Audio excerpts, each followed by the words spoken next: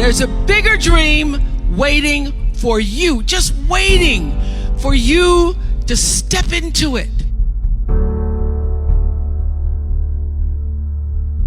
Everything you try to do is already done. So when I figured that out, what I'm putting out is what's coming back.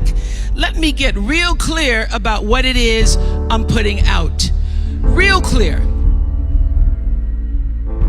So I read a book about 1989 called Seed of the Soul. And in that book, Gary Zukav talked about the laws of karma, of the laws of cause and effect, the third law of motion. And in that book, he talked about how your intention is always one with the law. Meaning, before you even think about a thing, you have an intention for the thing. And that the intention is going to determine the outcome. That's why the same people can go to the same church service and somebody walk down the aisle just to be seen to put some money in the church, and somebody else who just goes and just has a little bit to offer. The intention with which you give, the intention with which you serve determines the outcome. So when I figured that out, I went, whoa. I changed everything I did on my show. I called in the producers and I said, from this day forward, I will no longer be speaking to the KKK. I will no longer be speaking to people who are fighting each other in a way that it is damaging to the character of myself and other people who watch. From this day forward, I am only going to do intentional television. So it is my intention to fulfill the dream of the Creator. It is my intention to live to the highest calling and be pressed to the mark of the highest calling that I have come to do.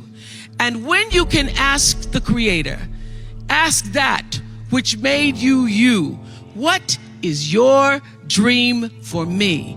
I guarantee you, instead of you trying to define the dream, what is your dream for me? If you're able to lean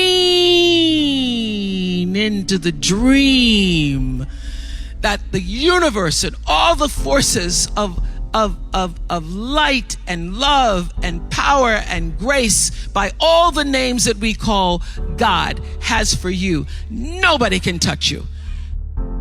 Every single day, I would have a pre-show meeting and have the producers come in and state to me, what is your intention? How do we want to use whoever is on this show, whatever is happening on this show, to serve the audience in a way that fulfills the mission of uplifting, enlightening, encouraging, as well as entertaining. And if it doesn't do that, then I can't do it.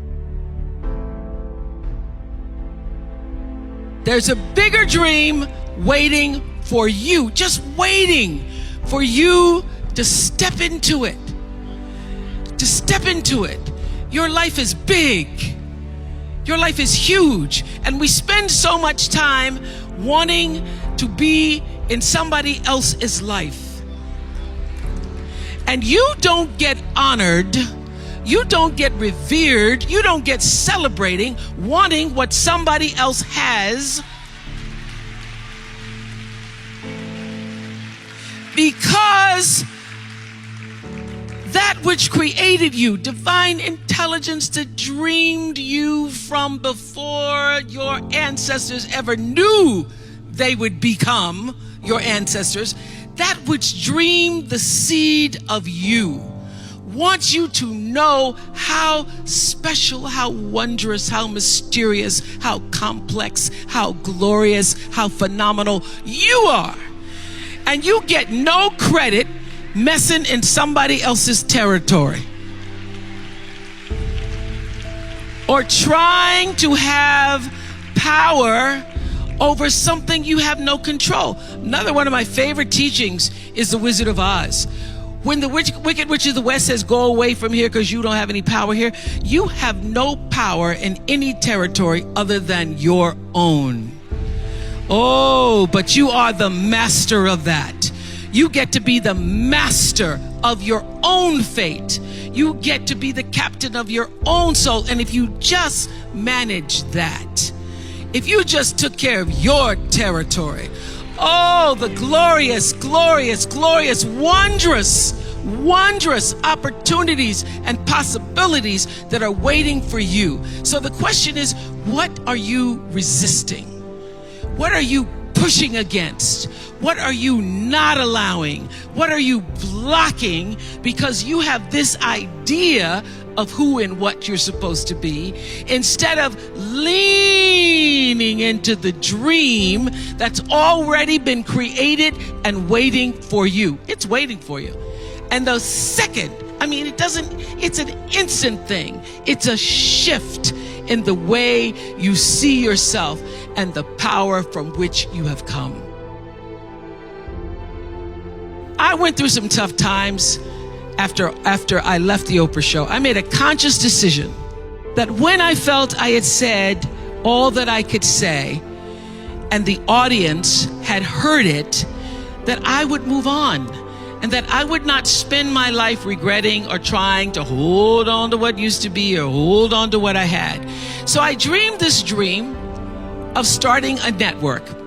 And in the beginning, it was a struggle. It was a struggle because honest to goodness, I did not know what I was doing. I was trying to figure it out. I thought that the Oprah show audience would follow us to OWN, and then I realized y'all didn't have cable.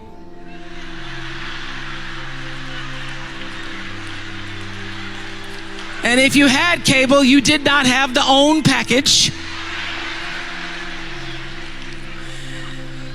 So it took me a minute. And unlike most people who you get to have your mistakes in private, some don't go right in your life, you get to sulk about it in private. If I make a mistake, it's on the CNN crawl or the CNN news. So when I was in the climb and there were so many wonderful owners, I see Churl Action Jackson here.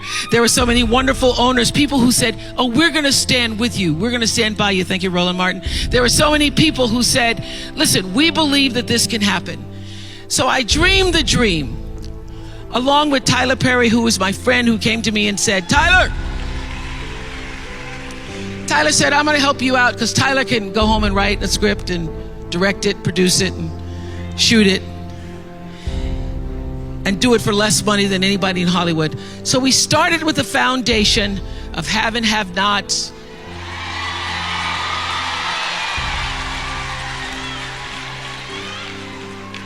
If loving you is wrong,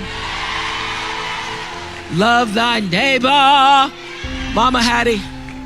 And then I started to dream another dream about scripted television, because in the beginning I was told you couldn't do it. You couldn't do it, didn't have enough money to do it. And I dreamed the dream.